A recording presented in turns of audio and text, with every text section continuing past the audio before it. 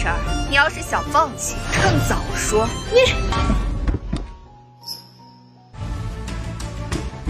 High, কেমন আছেন আপনারা? আমি আপনাদের খুব কাছের প্রিয় আপু। আপনারা অবশ্যই আমাকে কম বেশি চিনেন। কম বেশি বলতে 12,000 মানুষ তো আমাকে অবশ্যই চিনেন, যারা আমার সাবস্ক্রাইবার, আমার প্রিয় মানুষ। তাদের উদ্দেশ্যে আমি একটি প্রোডাক্ট নিয়ে এসেছি, যেটা হচ্ছে হেয়ার অয়েল। আমি বিশ্বাস করি এই হেয়ার অয়েলটি ইউজ করলে আপনাদের চুল পড়া কমবে। এটা আমার বিশ্বাস, তবে ইনশাআল্লাহ কাজ হবে, এটা আমি নিজে জানি, কারণ আমি এটা অনেক বছর ধরেই ইউজ করছি। গত 2019 সাল থেকে আজ 2025 সাল পর্যন্ত এই হেয়ার অয়েলটি আমি ইউজ করছি। তাছাড়াও এটা আমার নিজের তৈরি হেয়ার অয়েল। অনেকগুলো অয়েল একসাথে মিক্সড করে আমি এই হেয়ার অয়েলটি তৈরি করি। এই হেয়ার অয়েলটি আমি অনেক দিন যাবতই ইউজ করছি। আমার চুল পড়া অনেকাংশেই কমেছে, প্লাস আমার চুল অনেক লম্বাও হয়েছে। আমি আপনাদের অবশ্যই প্রুফ দিব, আপনারা বুঝতে পারবেন আমার চুলের ভিডিও বা পিক দেখে। আমি আপনাদের বলবো এই হেয়ার অয়েলটি আপনারা একবার হলেও ব্যবহার করে দেখতে পারেন। এটা ছেলে মেয়ে উভয় আপনারা ব্যবহার করতে পারবেন, আর এটা ব্যবহার খুব ইজি। আমি সব কিছুর লিঙ্ক আপনাদের ডেসক্রিপশনে দিয়ে দিব। আশা করি আপনাদের ভালো লাগবে। এখন আমার বকবক বন্ধ করে দেই, আর আপনারা ড্রামাটি এনজয় করুন। আল্লাহ হাফেজ। সিনজো যখন বাসার দিকে ফিরছিল, তার পথ আটকে ধরে কিছু গুন্ডা। তারপর সে তাড়াতাড়ি কল করে লুয়ানকে, যাতে সে তাকে সেভ করতে পারে। এখানে সে তো অনেক ভয় পেয়ে যায়। মনে মনে ভাবে যে তার যে একজন বান্ধবী ছিল, তার পাঠানো গুন্ডাগুলোই হবে। আসলে ঘটনাটি তেমনই ছিল, কারণ সে জানতে পারে সিনজো যে গানগুলো গাইছে, ওই গানগুলোই তার বান্ধবী তাকে লিখে দিয়েছিল। যেহেতু ওই গানগুলো এখন সে গাচ্ছে, তার মানে এখানে কোনো না কোনো প্রবলেম আছে। তাই সে তাকে মারানোর চেষ্টা করছিল কিছু গুন্ডা পাঠিয়ে। সিনজুকে লোকগুলো ধরে ফেলছে আর তাকে উল্টাপাল্টাভাবে মারার চেষ্টা করছে। যখনই মারতে যাবে, তখন লুয়ান তার পার্টির লোকজনকে নিয়ে তার সামনে চলে আসে। আর সে একতরাই স্টাইলে আসছিল, মনে হচ্ছিল যে সে হেঁটে হেঁটে দাওয়াত খেতে যাচ্ছে। আসলেই তার হাঁটাগুলো দেখুন, একদম স্লো মোশনে। কখন যাবি ভাই? আরও দেরি করবি নাকি এখানেই দাঁড়িয়ে থাকবি? কি তোর অবস্থা তো কিছুই বুঝতে পারছি না। যাক, শেষমেশ সে সিনজুকে বাঁচানোর জন্য পৌঁছে গেল। তারা ওই লোকগুলোকে বলে, কি হয়েছে, তোমরা এইভাবে তাকে ডিস্টার্ব করছো কেন? তখন ওই লোকগুলো বলে, আমরা ডিস্টার্ব কোথায় করছিলাম, ও তো আমাদের বান্ধবী, তার সাথে দেখা করার জন্য এসেছিলাম। মাস্ক পরার কারণে সে ভয় পেয়েছে। এখানে আমরা সিনজুর অবস্থা খুবই খারাপ দেখতে পাই। ওই লোকগুলো তো চলে যায়, তবে সিনজু ঠিকঠাকভাবে হাঁটতেই পারছিল না, তার এত বাজে অবস্থা ছিল। লুয়ান বলে, আজকের পর থেকে আমি কখনোই যাতে তোমাকে একা বের হতে না দেখি। একা বের হলে তোমার অবস্থা আমরা খারাপ করে দিব। এই বলে তাকে বাসায় যেতে বলে। সে তো হাঁটার চেষ্টা করছিল, তবে বারবার কেন জানি না হুচুটকে পড়ে যাচ্ছিল। তখন লুয়ান বলে, দাঁড়াও, তোমাকে হাঁটতে হবে না, চলো আমার পিঠে ওঠো, আর তোমাকে আমি বাসা পর্যন্ত নিয়ে যাব। সিনজু বেচারি কী করবে কিছুই বুঝতে পারছিল না, কারণ সে তো মেয়ে ছিল। তাই তার পিঠে উঠতে তার কিছুটা প্রবলেম হচ্ছিল। তবে সবাই বলার কারণে সে উঠতে বাধ্য হয়। বলে, উঠে যাও, না হয় উনি অনেক রাগী, সব রাগ তোমার উপর পরবর্তীতে মেটাবে। তারপর তারা তাকে বাসায় নিয়ে আসে আর মলমপট্টি করার চেষ্টা করে। লুয়ান যখনই মলমপট্টি করতে যায়, তখন তার অবস্থা খুবই খারাপ হয়ে যায়। সে এতটাই ঘেমে যায় যে বলে যে, আমার না অনেক গরম লাগছে, তাই তোমার ব্যান্ডেডগুলো তুমি নিজে করো, বা আমি কাউকে পাঠিয়ে দিচ্ছি তোমার ব্যান্ডেড করার জন্য। এখানে আমরা বুঝতে পারি যে সে তার প্রতি কিছু ফিল করছিল। যেহেতু সে মেয়ে ছিল আর লুয়ান ছিল একজন ছেলে, তার তো ফিল করার কথাই। আপনারা কি বলেন, ফিল করার কথা না? অবশ্যই ফিল করার কথা। তবে সে তো জানতো না যে তার অপোজিটে যে লোকটি আছে সে হচ্ছে একজন মেয়ে। তারপর সে বলে, আচ্ছা তুমি থাকো, আমি দেখি কেউ আছে কি না তোমার ব্যান্ডেড করার মতো, না হয় তুমি নিজেরটা নিজে করে নাও, আমার আর ভালো লাগছে না। একথা বলে সে এখান থেকে চলে যায়। তখন সিনজু মনে মনে ভাবে, আরে ও এইভাবে চলে গেল কেন? কারণ এখানে তো কোনো গরম পরিবেশই নেই, আমার তো অনেক উল্টো ঠান্ডা লাগছে। একই একজন বিদায় হতে পারলো না আর আরেকজনের এন্ট্রি। সে এসে বলে, আমার চোখে কি পড়েছে, একটু ফু দিয়ে দিবে। সিনজো তখন তার কাজে যায় আর ফু দিতে থাকে। তাকে যখন ফু দিচ্ছিল, তখন এই বেচারার মনও একদমই হালকা হয়ে যায়। সে কি বলবে কিছুই বুঝতে পারে না। তখন বলে, আমার অনেক গরম লাগছে, আমাকে প্লিজ এখান থেকে যেতে দাও। একথা বলে সে এখান থেকে চলে যায়। সিনজো বুঝতেই পারছিল না কি হচ্ছিল। এখন কমতি ছিল এই চাশমিশের। সেও চলে আসে। সিনজো যখন তার রুমের দিকে যাচ্ছিল, তখন হুচুটকে সে তার উপরে পড়ে যায়। আর পড়ে যাওয়ার কারণে তার মনেও কিছু ফিলিংস হতে শুরু করে। আসলে যেহেতু সিনজু মেয়ে ছিল, তাই সবার মনেই কিছু না কিছু তার জন্য ফিল হচ্ছিল। তখন সেও নিজে এখান থেকে চলে যায়। সবাইকে এইভাবে চলে যেতে দেখে সিনজু বুঝতে পারে না যে কি এমন হয়েছে যে তার কাছে আসলেই সবাই এখান থেকে দূরে চলে যাচ্ছিল, আর কেনই বা তার সম্পর্কে তারা এমন ফিল করছিল। এদিকে আমরা লুইয়ানকে দেখতে পাই, সে দাঁড়িয়েছিল।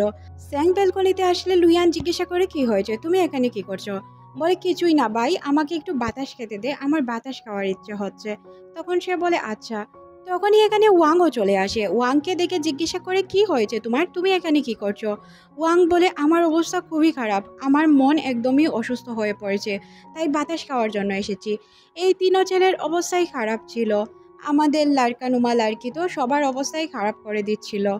সিন শিফট হওয়ার পরদিন সকালে আজ তাদের প্রোগ্রাম ছিল। সবাই প্রোগ্রামের জন্য প্রস্তুত হয়ে চলে আসে। যেমনটা আমরা জানতে পারি, লুইয়ানের যতগুলো বন্ধু ছিল তার চেয়ে বেশি শত্রু ছিল জিনসুর।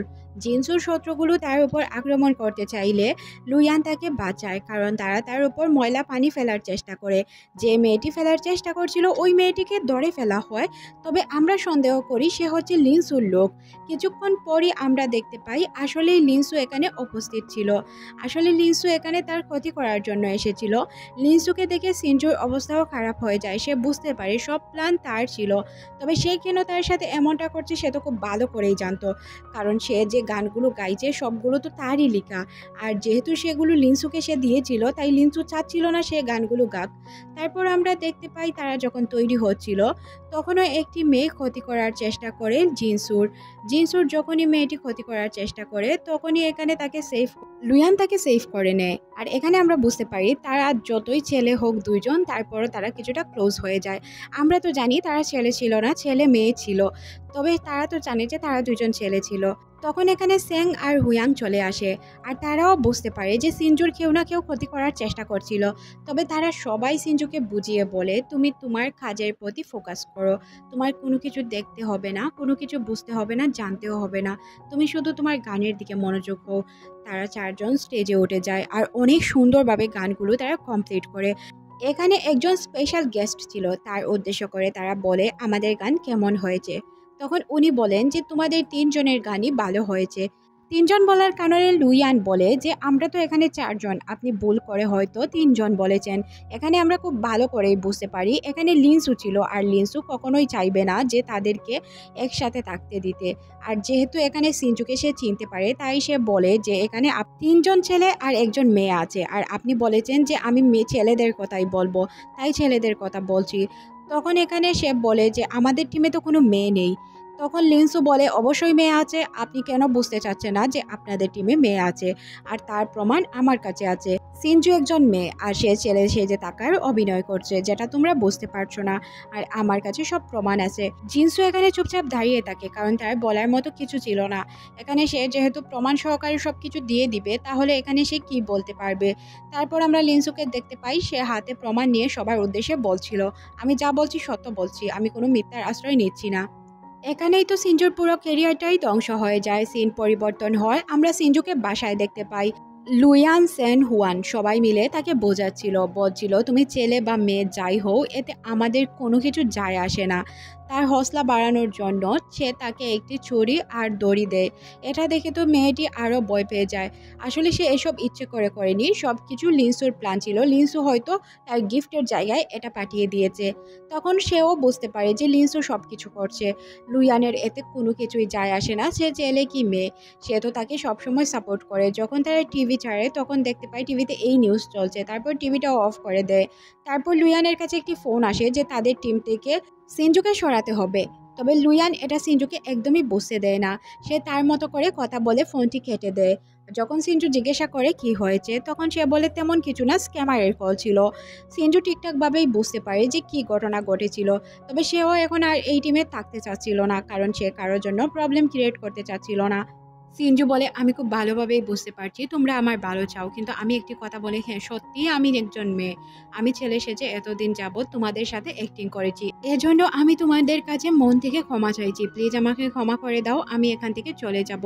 লুইয়ান তখন বলে, তোমাকে বারবার বলেছি এইসব কথা না বলতে, তুমি ছেলে হও মেয়ে হও এটা আমাদের দেখার বিষয় না, আমরা কি কখনো জিজ্ঞাসা করেছি?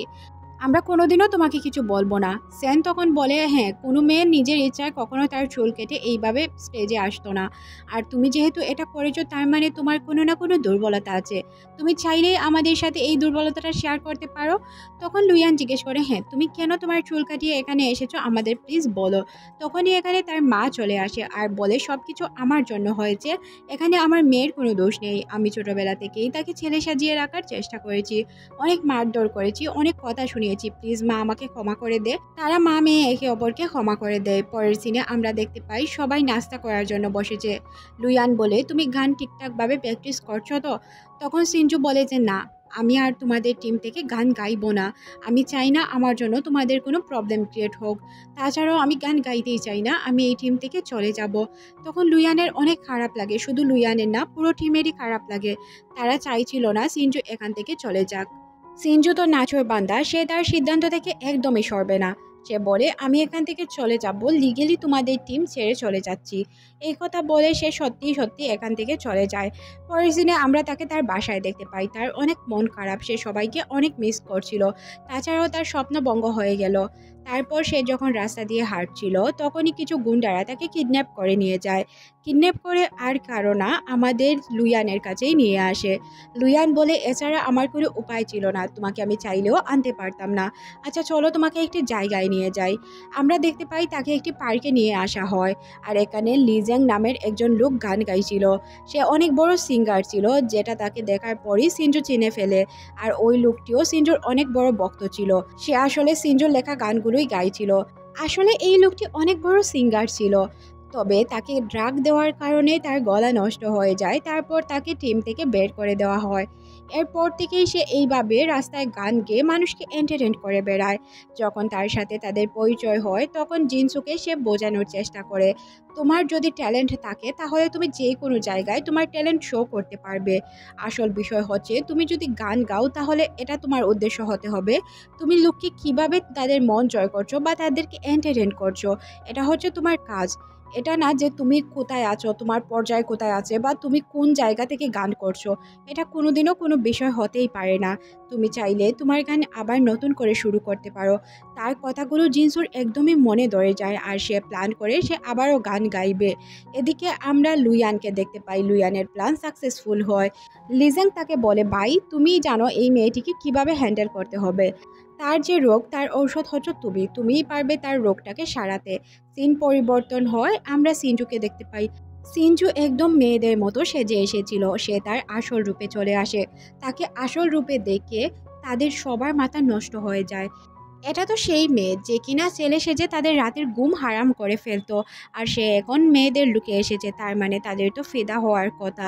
এখানে সবাই তার দিকে তাকিয়ে থাকলে সে বলে, কিরে তোরা কি কখনো মেয়ে দেখিসনি, এইভাবে আমার দিকে তাকিয়ে আছিস? আর আমি কি এতই সুন্দর যে আমাকে এইভাবে দেখতে হবে? সুন্দর কি কখনো দেখিসনি? তখন সেন বলে, আরে তোমার মতো সুন্দর মেয়ে আর আমরা কখনো দেখিনি, তাছাড়া তুমি আমাদের বসের মতো এত রুডভাবে কেন কথা বলছো?